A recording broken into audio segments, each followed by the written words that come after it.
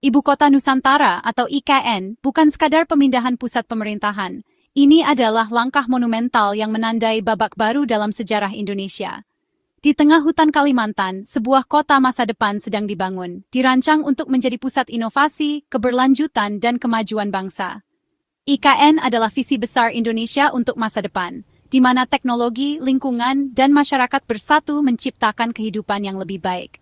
Kota ini akan menjadi simbol kemajuan, tempat di mana generasi mendatang dapat tumbuh dan berkembang dengan harapan baru. Namun, membangun kota pintar tidak hanya soal gedung tinggi dan infrastruktur canggih. Semua itu membutuhkan fondasi kokoh, dan tanah adalah dasarnya. Tanah yang dikelola dengan baik akan menjadi fondasi bagi pertumbuhan ekonomi, sosial, dan budaya di IKN. Pengaturan tanah menjadi krusial agar pembangunan berjalan sesuai rencana, tanpa spekulasi liar atau mafia tanah. Jika tidak diatur dengan baik, pembangunan bisa terhambat, harga tanah melonjak, dan masyarakat lokal bisa dirugikan. Untuk itu, pemerintah melalui otorita IKN mengambil langkah tegas. Sejak 30 Juli 2025, transaksi tanah diatur ketat lewat Peraturan Kepala Otorita IKN Nomor 6 Tahun 2025. Regulasi ini hadir untuk memastikan keadilan, transparansi, dan kepastian hukum bagi semua pihak. Otorita menjadi garda terdepan, memastikan setiap jengkal tanah dimanfaatkan sesuai tata ruang, mencegah lonjakan harga, dan menjaga agar pembangunan tetap pada jalurnya.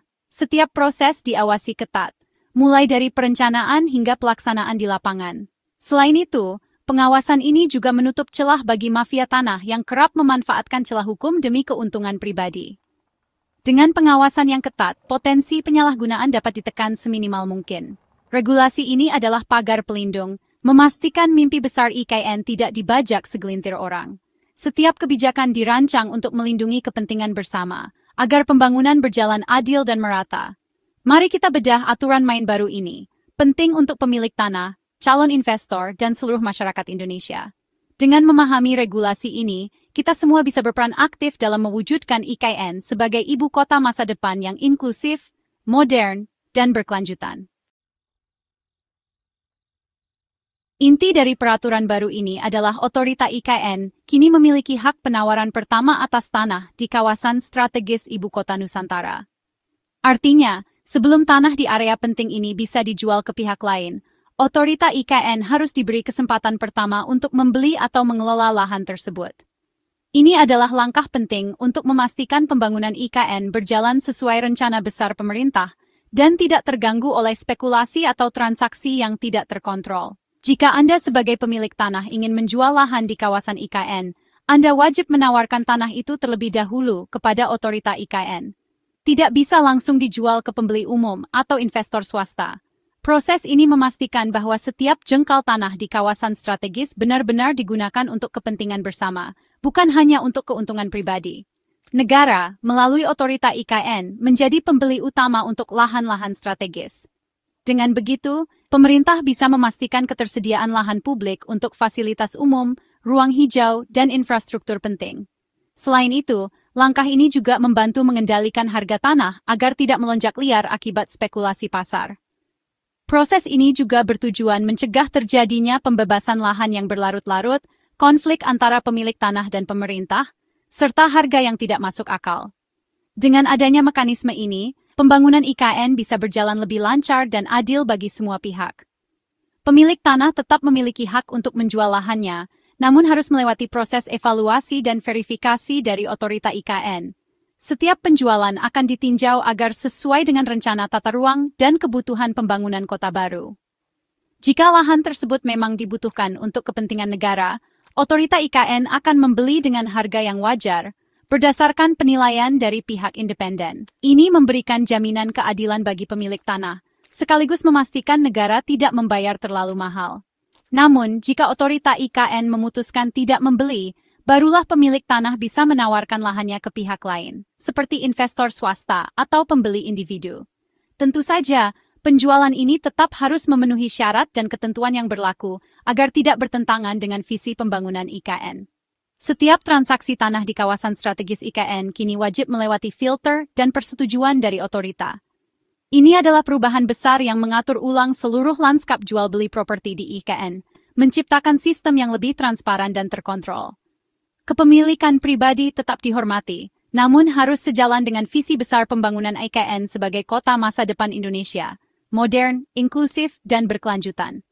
Dengan aturan ini, diharapkan semua pihak bisa berkontribusi pada kemajuan Nusantara, tanpa mengorbankan hak-hak individu. Aturan wajib tawar ke otorita hanya berlaku di 9 wilayah perencanaan, jantung pembangunan IKN. Disinilah pusat pemerintahan, ekonomi, pendidikan, dan hunian terpadu akan dibangun. Setiap pergerakan kepemilikan tanah di WP diawasi ketat agar tidak mengganggu rencana pembangunan. Jika tanah Anda di WP, Anda wajib menawarkan ke otorita dulu. Tujuannya, menyelaraskan transaksi pribadi dengan agenda nasional. Pengawasan ini mencegah kawasan kumuh dan memastikan pembangunan sejalan dengan konsep Smart Forest City. Inilah fondasi ibu kota yang efisien, nyaman, dan ramah lingkungan. Pemilik tanah di 9 WP harus mengajukan surat penawaran resmi ke otorita IKN. Proses ini transparan dan terstruktur, dimulai dengan pemberitahuan niat jual beserta detail properti. Dokumen wajib, bukti kepemilikan, surat bebas sengketa, riwayat kepemilikan, surat penawaran harga, koordinat tanah, dan identitas pemilik. Semua dokumen harus lengkap dan valid agar proses berjalan lancar. Jika ada kekurangan, penawaran bisa tertunda atau ditolak. Ketelitian sangat penting untuk melindungi semua pihak. Proses ini memang lebih panjang, tapi tujuannya perlindungan hukum dan kepastian. Inilah standar baru transaksi tanah di IKN. Setelah dokumen masuk, otorita membentuk panitia khusus untuk evaluasi. Tahap pertama verifikasi administrasi keaslian sertifikat status hukum dan riwayat kepemilikan. Jika lolos, lanjut ke evaluasi teknis, mencocokkan lokasi tanah dengan peta RDTR IKN. Apakah tanah Anda dibutuhkan untuk proyek prioritas? Jika ya, penawaran Anda diprioritaskan. Penilaian harga dilakukan oleh penilai independen, bukan berdasarkan harga tawaran Anda. Nilai wajar ditentukan dari lokasi, luas, akses, dan harga pasar sekitar. Proses ini menjamin objektivitas dan keadilan bagi negara maupun pemilik tanah. Transparansi dan kehati-hatian adalah kunci. Semua keputusan didasarkan pada kebutuhan pembangunan IKN.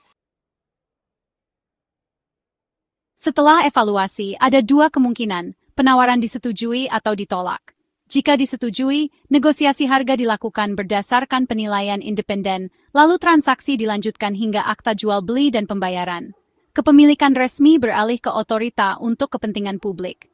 Jika ditolak, Anda bebas menjual ke pihak lain, tapi tetap butuh rekomendasi kesesuaian kegiatan pemanfaatan ruang kekem dari otorita.